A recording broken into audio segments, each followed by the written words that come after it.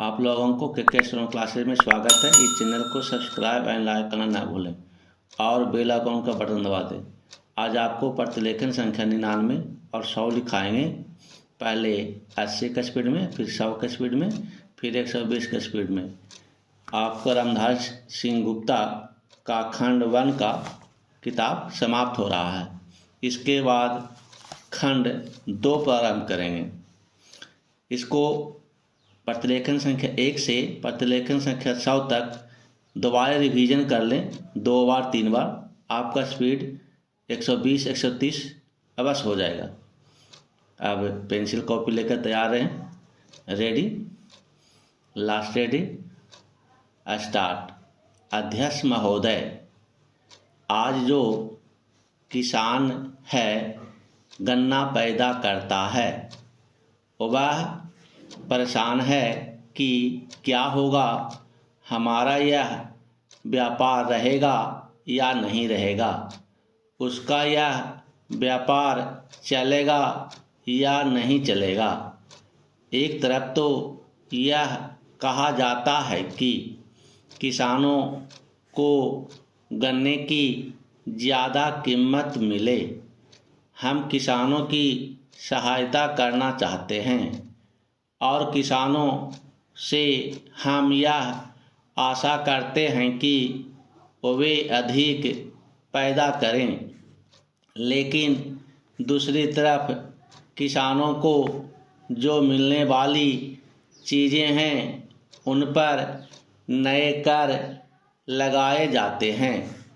केवल केंद्र सरकार से नहीं बल्कि राज्य सरकारें भी कर लगाती रहती हैं।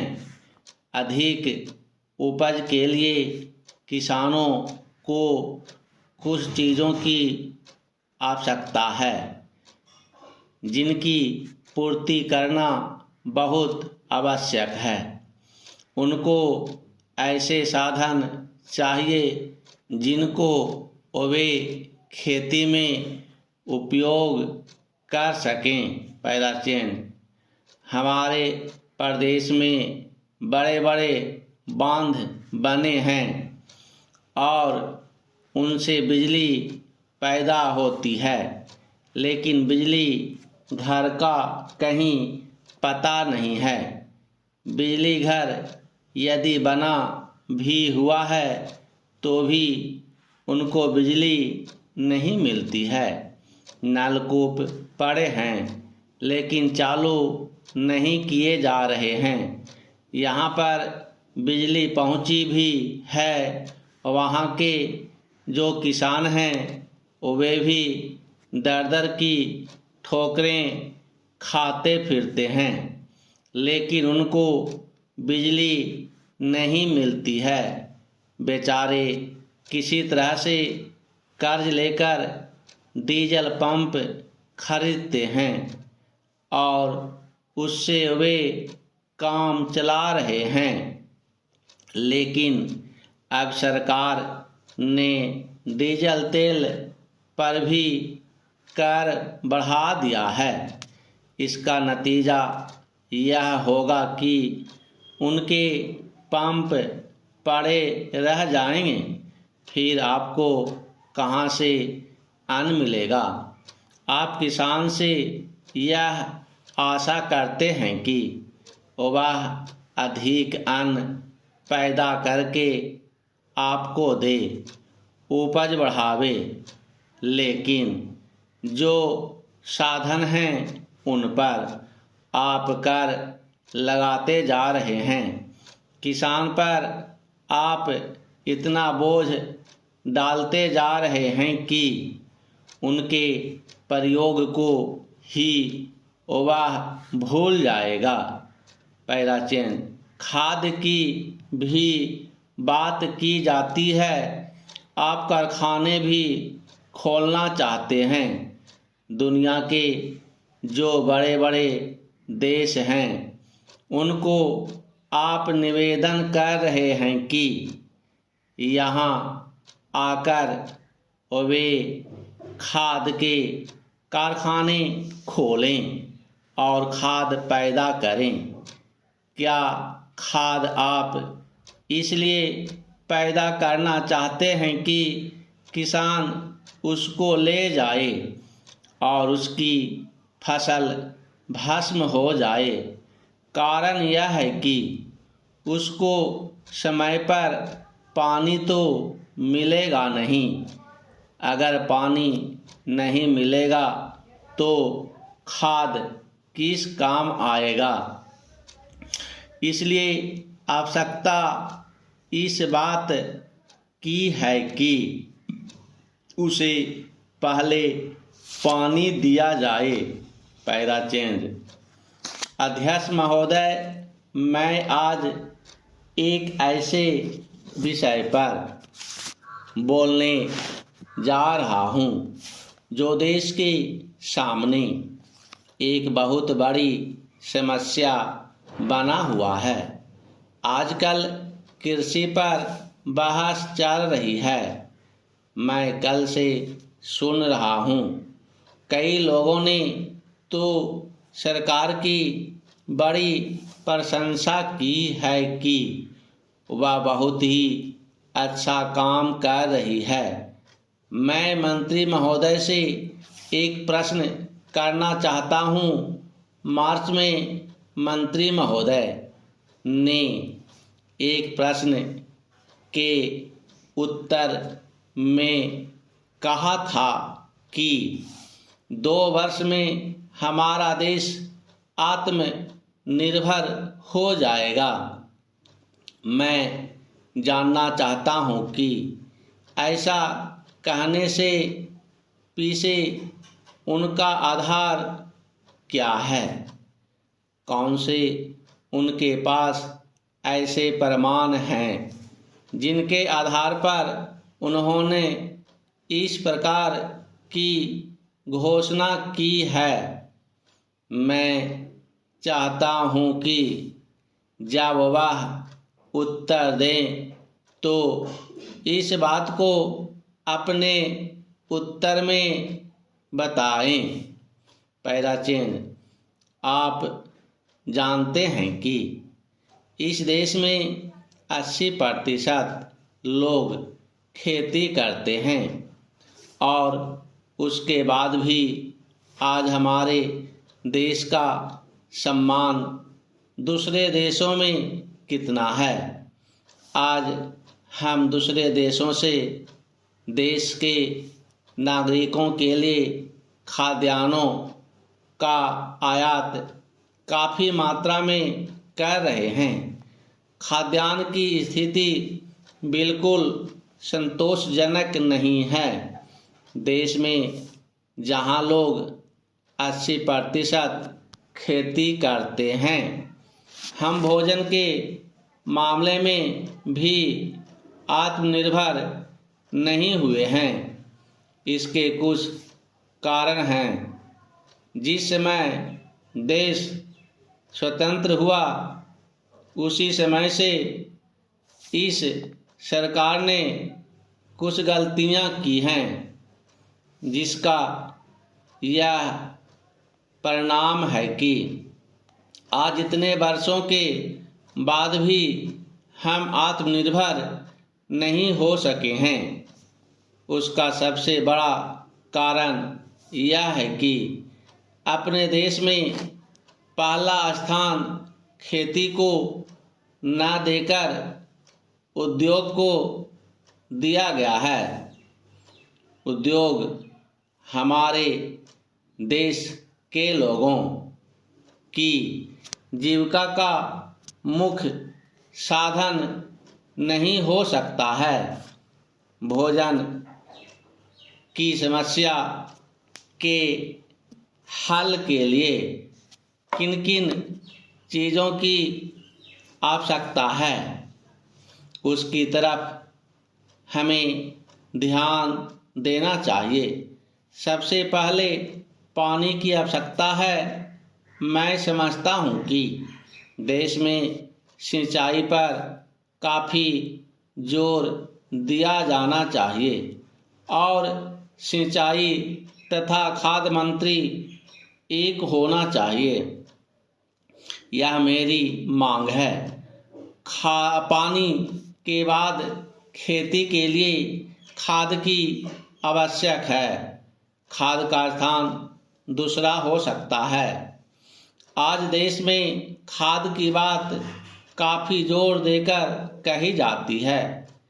यह कहा जाता है कि उपज को बढ़ाने के लिए खाद की आवश्यकता है। बिना खाद के उपज नहीं बढ़ सकती। किंतु खाद कहाँ तक उपज को बढ़ा सकेगी, यह भी देखने और सोचने की ही बात है। इस ओर एक समन्वयक नीति चाहिए। अब 100 के स्पीड में लिखाएंगे। पेंसिल कॉपी लेकर तैयार रहें। Ready, last ready, start. अध्यक्ष महोदय, आज जो किसान है गन्ना पैदा करता है वह परेशान है कि क्या होगा, हमारा यह व्यापार होगा या नहीं रहेगा, उसका यह व्यापार चलेगा या नहीं चलेगा। एक तरफ तो यह कहा जाता है कि किसानों को गन्ने की ज़्यादा कीमत मिले। हम किसानों की सहायता करना चाहते हैं और किसानों से हम यह आशा करते हैं कि वे अधिक पैदा करें। लेकिन दूसरी तरफ किसानों को जो मिलने वाली चीज़ें हैं उन पर नए कर लगाए जाते हैं। केवल केंद्र सरकार ही नहीं बल्कि राज्य सरकारें भी कर लगाती रहती हैं। अधिक उपज के लिए किसानों को कुछ चीज़ों की आवश्यकता है जिनकी पूर्ति करना बहुत आवश्यक है। उनको ऐसे साधन चाहिए जिनको वे खेती में उपयोग कर सकें। पहला चीज, हमारे प्रदेश में बड़े बड़े बांध बने हैं और उनसे बिजली पैदा होती है, लेकिन बिजली घर का कहीं पता नहीं है। बिजली घर यदि बना भी हुआ है तो भी उनको बिजली नहीं मिलती है।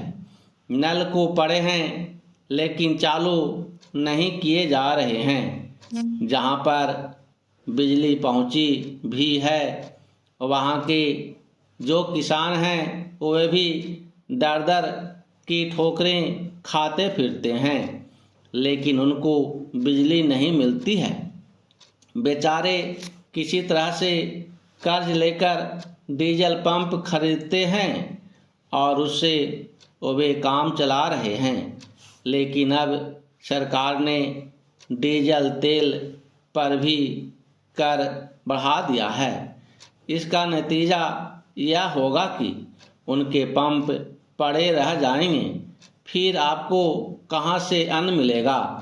आप किसान से यह आशा करते हैं कि वह अधिक अन्न पैदा करके आपको दे, उपज बढ़ावे, लेकिन जो साधन हैं उन पर आप कर लगाते जा रहे हैं। किसान पर आप इतना बोझ डालते जा रहे हैं कि उनके प्रयोग को ही वह भूल जाएगा। पहला चीज, खाद की भी बात की जाती है। आप कारखाने भी खोलना चाहते हैं।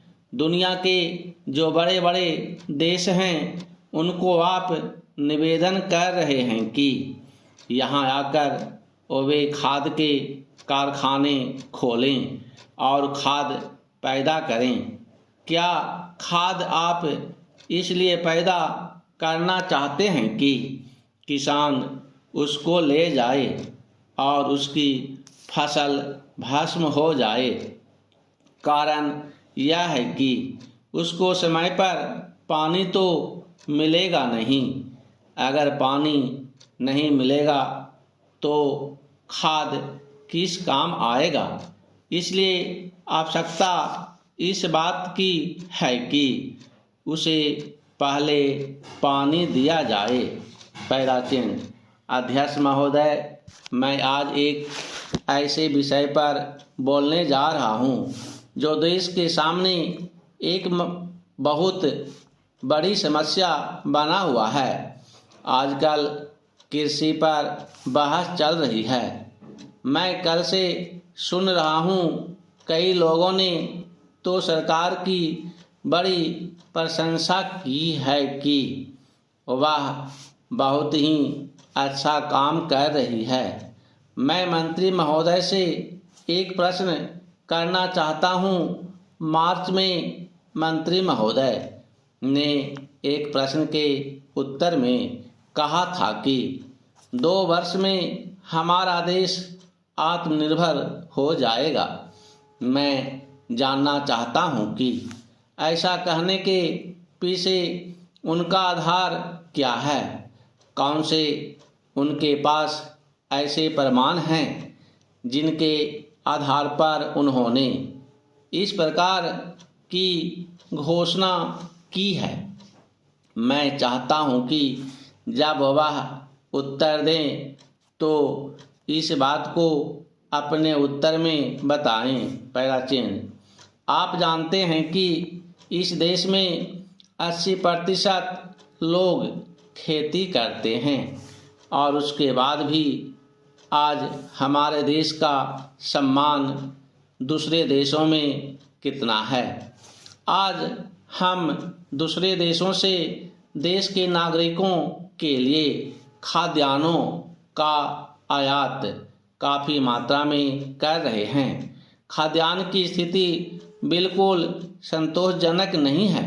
देश में जहां लोग 80% खेती करते हैं, हम भोजन के मामले में भी आत्मनिर्भर नहीं हुए हैं।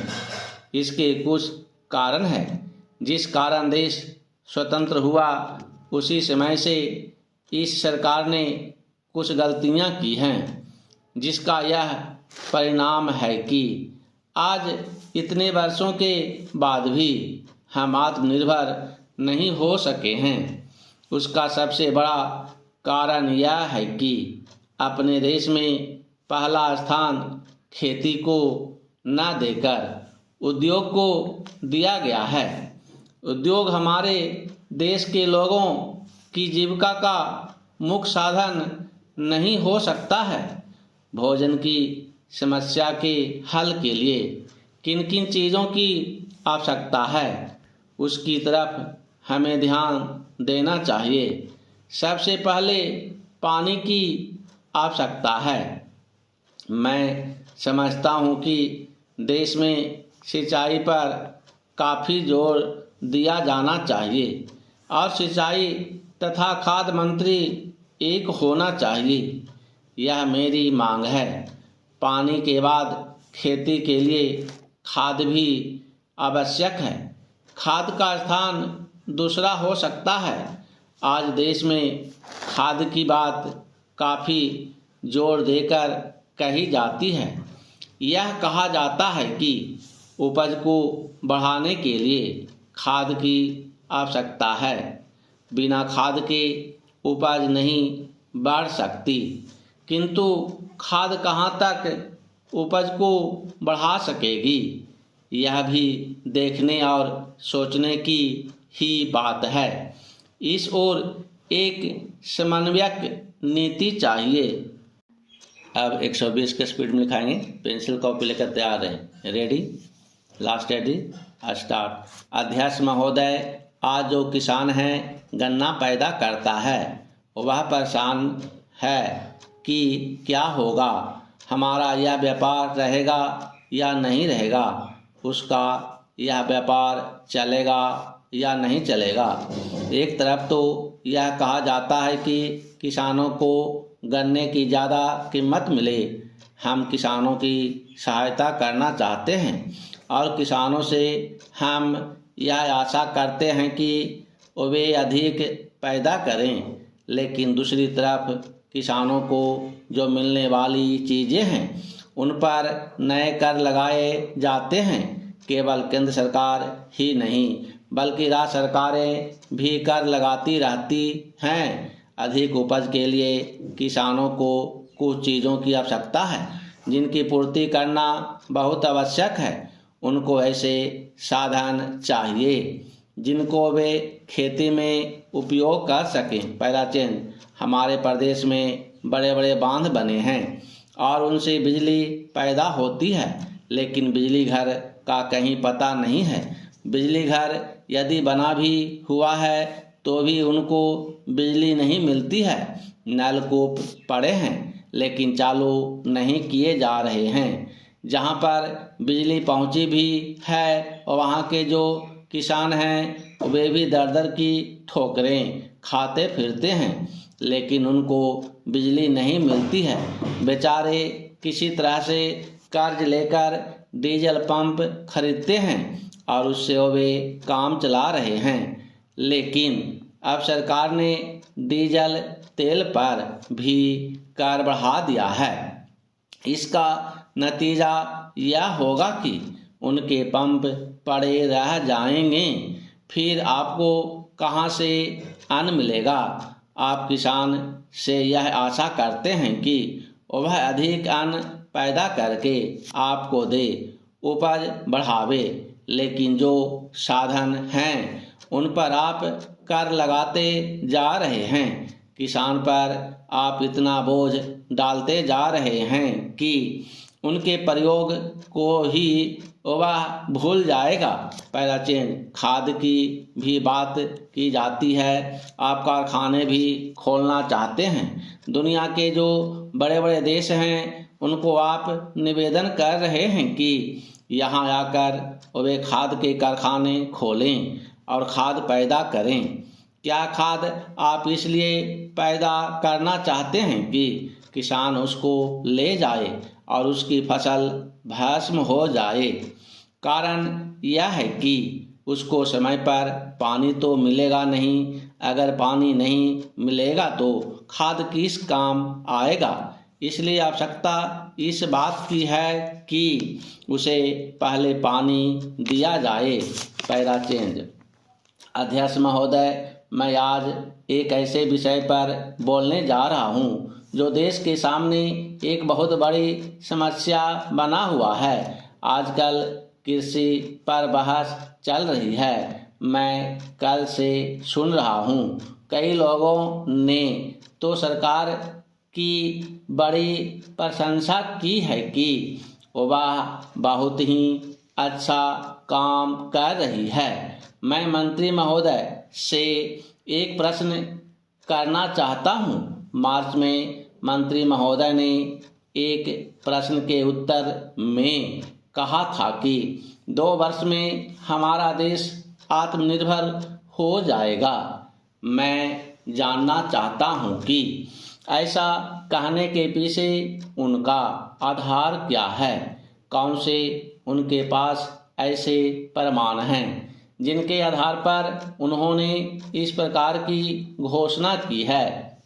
मैं चाहता हूं कि जब वह उत्तर दे तो इस बात को अपने उत्तर में बताएं। पहला चेंज, आप जानते हैं कि इस देश में 80% लोग खेती करते हैं और उसके बाद भी आज हमारे देश का सम्मान दूसरे देशों में कितना है।